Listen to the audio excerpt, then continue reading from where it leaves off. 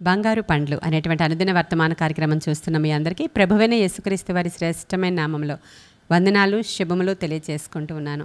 ఈరోజు మన ధ్యాన అంశము 103వ కీర్తన 1-2 వచనాలు చదువుతున్నాను చూడండి. నా ప్రాణమా యెహోవాను సన్నుతించుము, నా అంతరంగమునున్న సమస్తమా ఆయన పరిశుద్ధ నామమును సన్నుతించుము. నా ప్రాణమా యెహోవాను సన్నుతించుము, ఆయన చేసిన ఉపకారములలో దేనిని మరువకము. కీర్తనకారుడైనటువంటి దావీదు ఈ యొక్క మాటలన్నీ రాసుకుంటూ ఉన్నాడు. ప్రాణంతో మాట్లాడుకుంటున్నాడు. ఆయన తన ప్రాణముతో మాట్లాడుకుంటున్నాడు. నా ప్రాణమా దేవుణ్ణి మాత్రమే సన్నుతించు, ఆయన చేసిన ఉపకారాల్లో దేన్ని మరవద్దు అని. ఇలాగే న్యూ టెస్టిమెంట్లో కూడా ఒక వ్యక్తి తన ప్రాణంతో మాట్లాడుకుంటూ ఉంటాడు. ఎందుకంటే తనకు చాలా ఆస్తిపాస్తులు వచ్చినాయి. ఆ ఇయర్ పంటంతా సమృద్ధిగా పండిందంట. కాబట్టి అవి ధాన్యాన్ని కొట్లలో భద్రపరుచుకున్నాడు, లెక్కలు వేసుకున్నాడు, గిడ్డంగిలలో భద్రపరిచాడు. అవి సరిపోవట్లేదని క్రొత్తవి కూడా కట్టించాడు. ఆ రాత్రి పడుకున్నప్పుడు అతనికి అనిపించింది, లెక్కలన్నీ వేసుకున్నాడు. చాలా సంవత్సరాలకి సరిపడా కూర్చుకున్నాడు.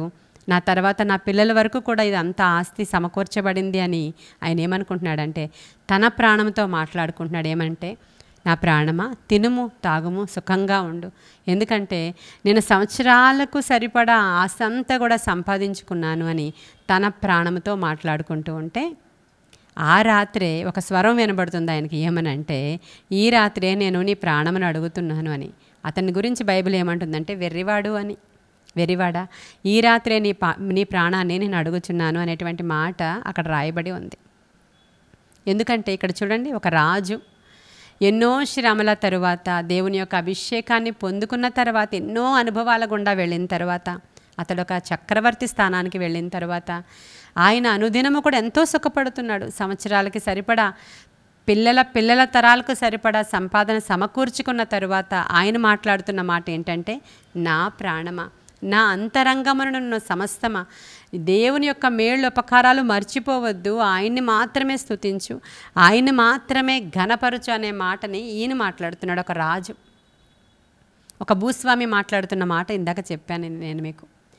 అయితే ఈ 2 వృత్తాంతాల్లో మనం భూస్వాములము రాజులమే అవ్వక్కర్లేదు. మనకి దేవుడు చేస్తున్న మేలు ప్రతిదినము క్రొత్త మేలేనండి.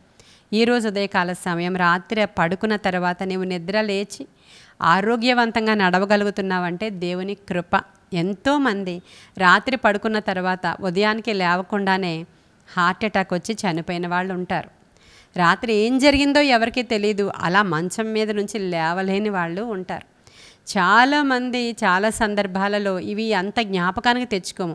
అందరూ బ్రతకట్లేదేంటి, పోయిన తర్వాత ఏం జరుగుతుందో మనకేం తెలుసు, మనం కష్టపడితేనే అన్నీ జరిగేది, దేవుడు అంటే జరిగేది ఏం కాదు అనుకుంటారు కొంతమంది. కానీ బైబిల్ సెలవిస్తుంది ప్రతి విషయానికి కూడా కృతజ్ఞతాస్తుతులు మీరు చెల్లించండి అని.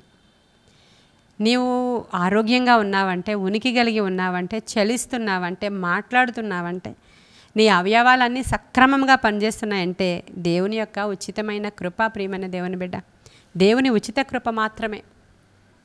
ఒనాసిస్ అనేటువంటి ఒక చాలా ధనవంతుడు ఉండేవాడు, చాలా రిచ్ మ్యాన్. జాన్ కెనడీ ఏలుతున్నటువంటి సమయం అది, అమెరికా అధ్యక్షుడిగా ఉన్నటువంటి సమయం.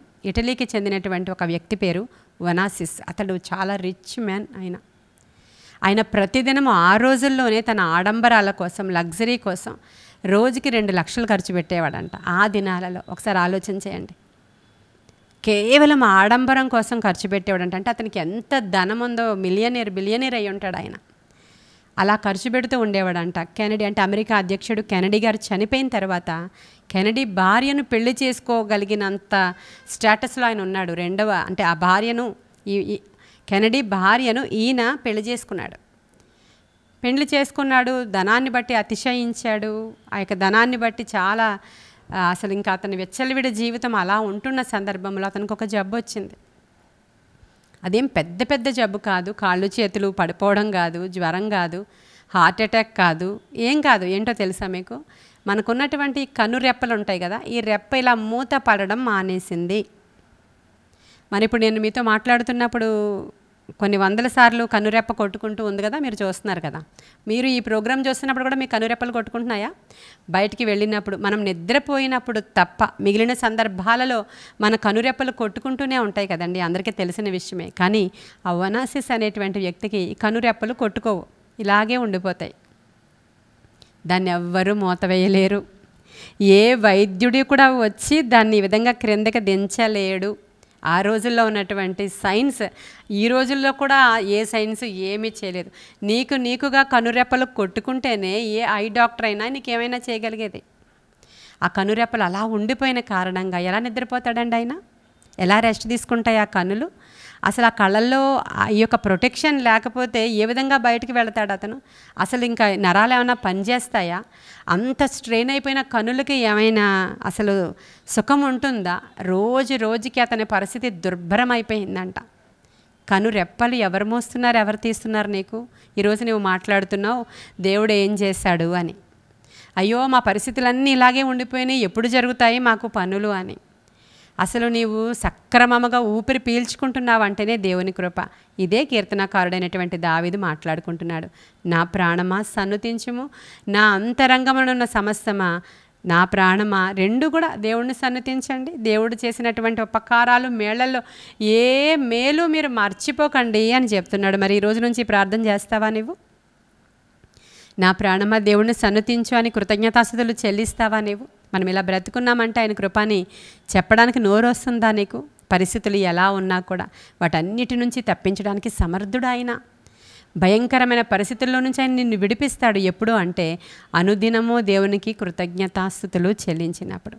ప్రతి దానిని బట్టి మీరు కృతజ్ఞతాస్తుతులు చెల్లించండి అని దేవుని వాక్యము సెలవిస్తూ ఉంది.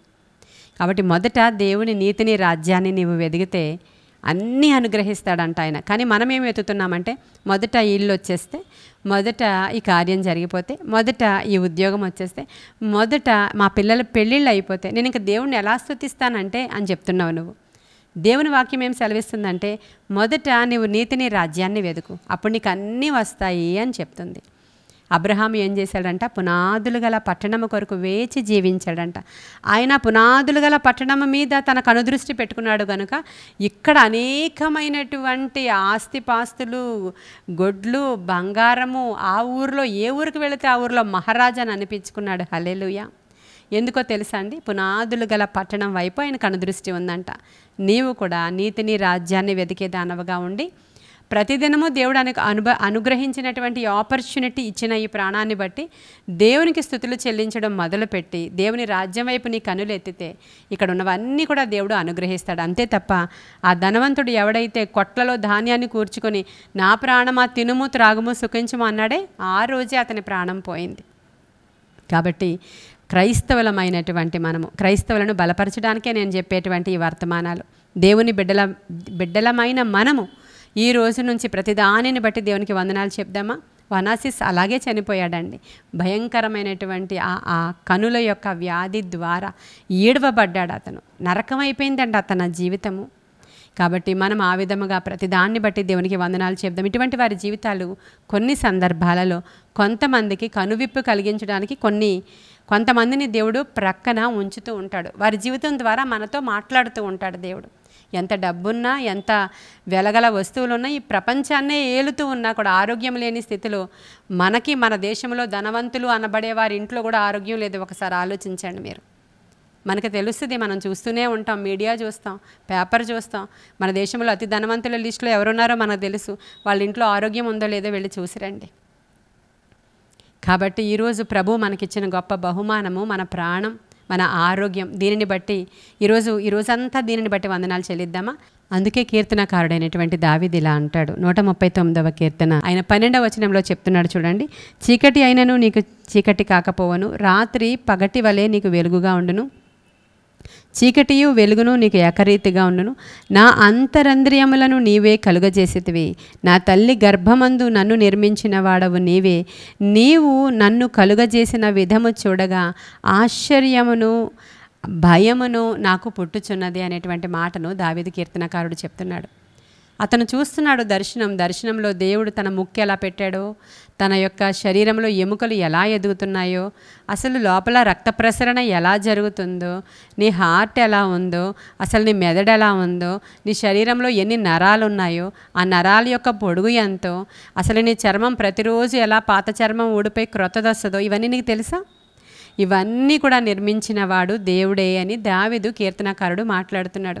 నీ శరీరంలో ఉన్న ప్రతి అవయవము ఆయన ద్వారా నిర్మించబడింది కనుక ప్రతి అవయవాన్ని సక్రమముగా నడిపించేవాడు ఆయనే అని కీర్తనకారుడు ఇలా రాసినట్లుగా మనం అనుదినము కూడా దేవుని ఆలయమైనటువంటి ఈ శరీరము గురించి ప్రతిదినము కూడా జాగ్రత్త తీసుకోవాలి. దాన్ని బట్టి దేవునికి వందనాలు చెప్పాలి. మన ఆలయాన్ని మనం శుద్ధీకరించుకోవాలి. మన ఆలయాన్ని మనం పరిశుద్ధంగా ఉంచుకోవాలి. బలమైన కార్యాలు దేవుడు మన జీవితంలో జరిగించడానికి గాను అనుదినము మన ఆలయాన్ని దేవుని ఆత్మతో నింపుకోవడం చాలా అవసరం. కాబట్టి ఇట్టి కృప దేవుడు మనకి ఇవ్వాలని ఈ కొన్ని మాటలు దేవుడు మన వెనుకడిలో దీవించునుగాక. ఆమేన్. ప్రార్థన చేసుకుందాం. మహాపరిశుద్ధుడైన తండ్రి, మహోన్నతుడైన దేవానికి వందనాలు.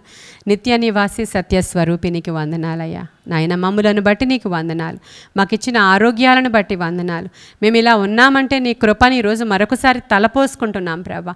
ఆత్మశక్తితో మమ్మల్ని నింపి నడిపించమని నాయన నిండైనటువంటి కృతజ్ఞతాస్తుతులు చెల్లించుకుంటున్నాం. ఎవరైతే రోగగ్రస్తులు ఉన్నారో, అనారోగ్యంతో మంచాల మీద ఉన్నారో ప్రభా, శాంతి సమాధానాలు లేక అక్కడ పడి ఉన్నారో వారందరినీ కూడా ఇప్పుడే ముట్టండి అయ్యా, దర్శించండి అయ్యా.